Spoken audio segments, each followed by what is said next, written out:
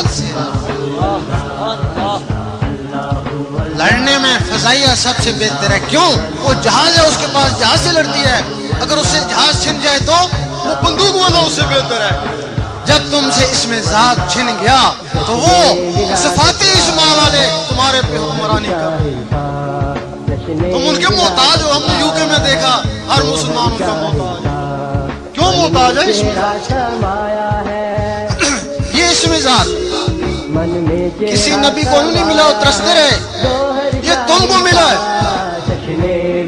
سب سے پہلے حضور پاک کو عطا ہوا، حضور پاک سے پھر 9 صحابہ کرام کو ملا جنہوں نے اس سے سلسلہ پھیلایا. یہ چشتی، نقشبندی، قادری اسی سے آتے ہیں. یہ 9 سلسلے سے کٹتے کٹتے 4 رہ گئے اور 4 میں سے بھی 3 رہ گئے. وہ سروردی بھی کٹ رہا ہے کیونکہ وہ ذکر اللہ کو چھوڑ کے صرف نعت خوانی، وہ صرف زبان میں لگ گیا، اس نے دل کو چھوڑ دیا. 9 صحابہ کرام سے پھر یہ 12 اماموں کو ملا جو وقت کے غوث تھے. 12 اماموں سے پھر لے کے یہ غوث پاک کو دے دیا، تب آپ غوث اعظم تھے. اب اس میں ذات غوث پاک کے پاس ہے. آپ کو کہیں سے ملے، خواب میں ملے، کسی شیخ سے ملے، آپ غوث پاک کے مریدوں میں چلے جاتے ہیں.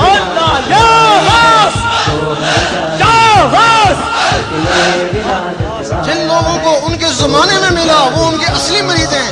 جن کو ان کے زمانے کے بعد کسی بھی وسیلے سے ملا وہ ان کے داخلی مرید ہیں. غوث پاک نے 70 مرتبہ اللہ تعالیٰ سے وعدہ لیا ہے کہ میرا مرید ایمان کے بغیر نہیں جائے گا.